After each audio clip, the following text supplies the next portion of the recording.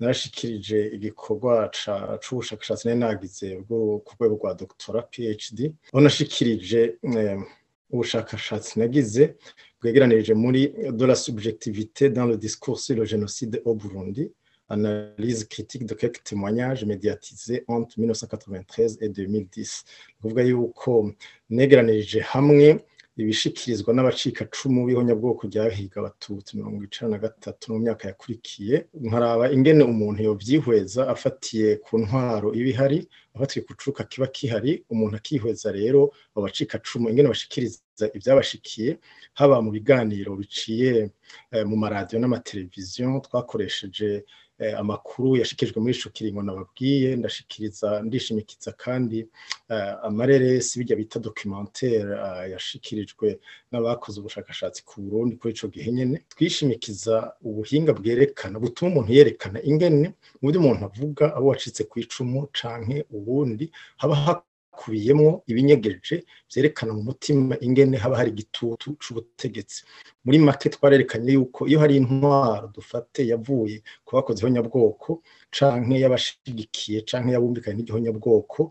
ijambo ry'ihonyabwoko canke abavuga ivyabashikiye amabi bakorewe mu ihonyabwoko bigenda bigabanuka canke bikavuga ukundi, ku buryo umuntu usanga buyengeza n'igihe aba ariko avuga ivyamushikiye vyanamukomerekeje ku mubiri. Nabikoze ngomba guha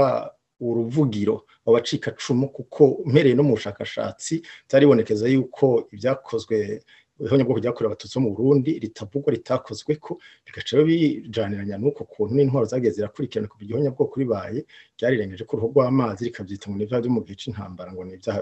vy'imvo za politike. Ico rero kikaba ari ico nashimikiye, kuko ubundi iyo ugomba urupapuro rw'umutsindo rwa doctorat muri linguistique mu vyigwa vy'indimo nk'uko nashatse, kandi koko nari nabitaguye mu ntango, nari nagombye kuzogira ubushakashatsi mu ndimbo ivyo bita morphology, ariko haciye nk'igihe nsanga vyoba vyiza ndondeye ubuhinga technology nako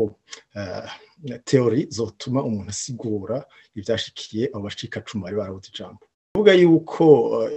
ihonyabwoko n'ijambo rigoye, igikuru nuko kugira nabivuze, iyo hatwara abakoze ihonyabwoko canke hagatwara abumvikanye ku mvo zitanye na bene gukora ihonyabwoko, birumvikana yuko iryo jambo rica rinyegezwa, kuko ibyari byashoboye gukorwa mu Burundi mu